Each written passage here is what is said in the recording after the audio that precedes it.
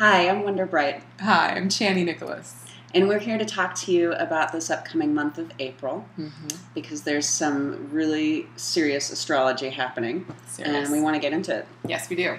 Okay, so we wanted to just break down some of the astronomical components of it.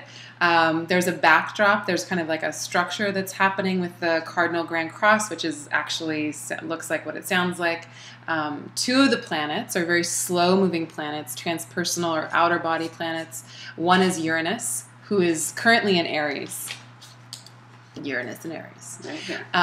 Uranus has a lot to do with breaking things, breaking patterns, changing, upheaval, and it's completely inventive and invigorating and exciting and very changeable and wildly unpredictable. And original. Yes, we never know what's going to happen. Yeah. Totally original.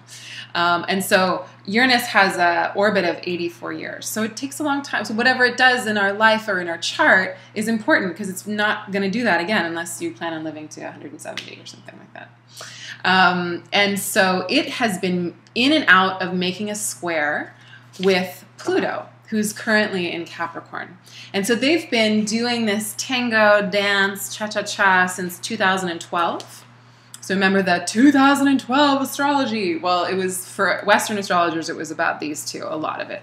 And so Pluto in Capricorn has been a lot about us looking at systems of wealth, structures, banking. When it entered Capricorn, we had the financial crisis. So it was a revealing of what was already happening. All the stuff underneath the surface kind of got opened. So Pluto's the god of the underworld. It's about what lives underneath the ground, what gives us wealth, what wealth is, how we deal with the power that creates. And how usually when Pluto comes, there's a lot about rage and death and war and dying and dismantling things. Yeah, and Capricorn is about structures and power. So you can imagine this planet that's about power moving through Capricorn, which is also about power. It's very Plutonic. Yes. Plutocracy. Plutocracies. Yeah. Yes, we've been talking a lot about plutocracies this week as the sun moved through these two. So these have been squaring each other for 2.5 years, and it has another year. Another year. Change. I think the last one is in May of next year. Okay. Yeah. So anytime that they come into a precise square, it's important. We want to look at what's happening. We want to see what's happening on the world stage and understand what's happening internally to see that those two energies at work.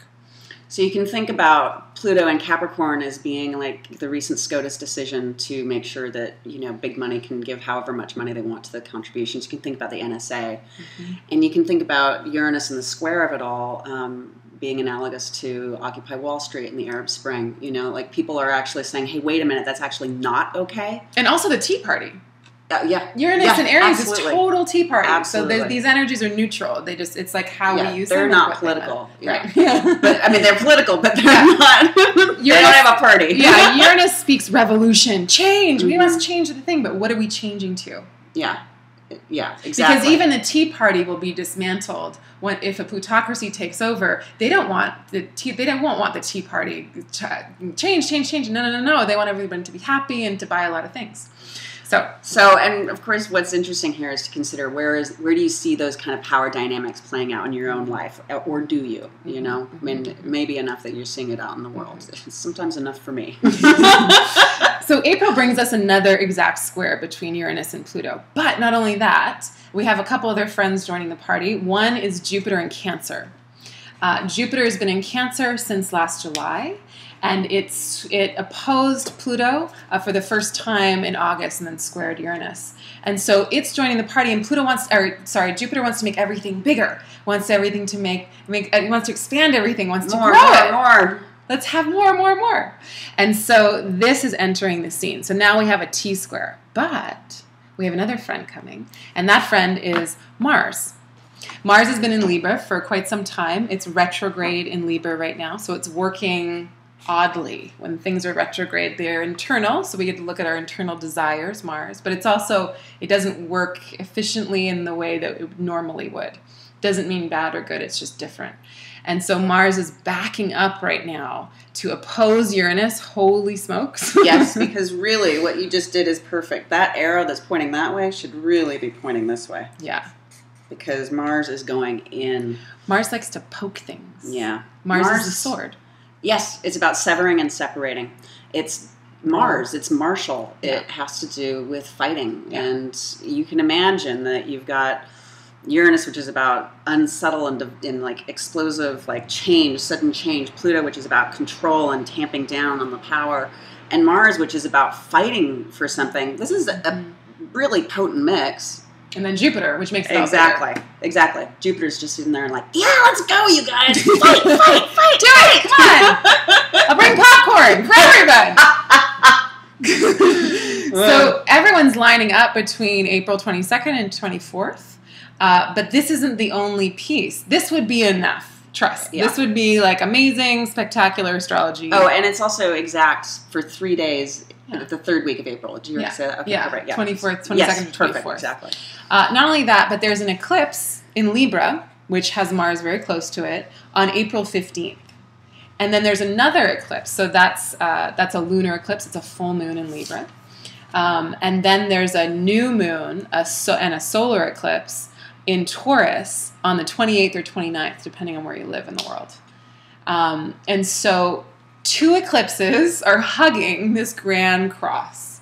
And eclipses are kind of wild cards in and of themselves. We never quite know what's going to happen. But generally, it seems like something's always revealed. Mm-hmm. Light changes at the eclipse. Something gets swallowed or covered, but something else gets revealed. We get relegated to feeling like our right size. I like that. I was totally stealing that. Puny. Yes. Puny. We're just tiny, puny things. And it also has to do with openings and closings. So I love that. People often have this experience of a sudden insight into what's working and what's not working. And there's an opportunity to let go of things that you don't need to carry anymore. Mm-hmm. And there's an opportunity to start carrying something that you really, really feel powerfully about. I've done some of the best work of my life during eclipses. Yeah. For sure. Yeah. So this is the astrological deal. And so what do we do with it? Yeah, what do we do with it? Right? Because, I mean, we've already described the backdrop for these eclipses. It's already a powerful moment of releasing your past and confronting things, right? This is a very confrontational energy with Mars and Pluto and Uranus. And Jupiter just wants to get in there and really, really get in there, like truly. Yeah, there's no running from life in this chart. No, we want to suck the marrow out of the bones of whatever it is that we're dealing with. Yeah, and if you run, I'm a little afraid for you. Like if you're cowering in fear and you're not trying to support yourself and get the help that you need and bolster yourself up with what things you would need on your journey at this point, this will feel not so great. Yeah, really good point.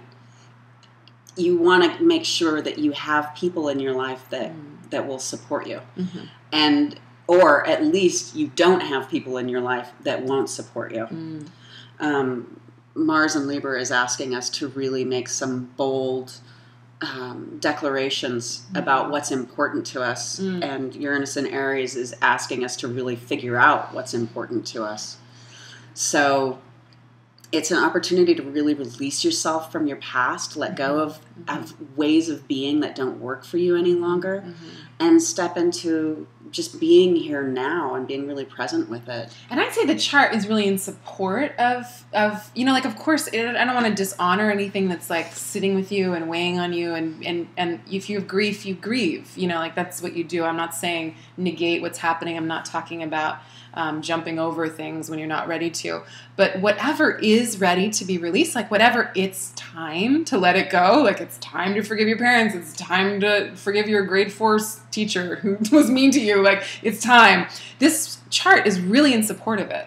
Yes. I feel like all the Aries energy that we've had lately is really because it has Uranus in the mix, it's really okay, go.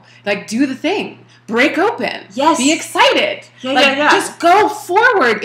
You cannot carry your past and be able to listen to the guidance that you get within in this moment now and have the courage to do the thing that you need to do. Take action and do not look back. Mm-hmm. Yes. Boldly go. Yeah. Do that thing. Do the thing. Do the fucking thing. Do the fucking thing. All right, you guys. April 2014. Do the thing. Do the thing. Thank you. Thank you. Blessings. We love you. Let us know how it goes.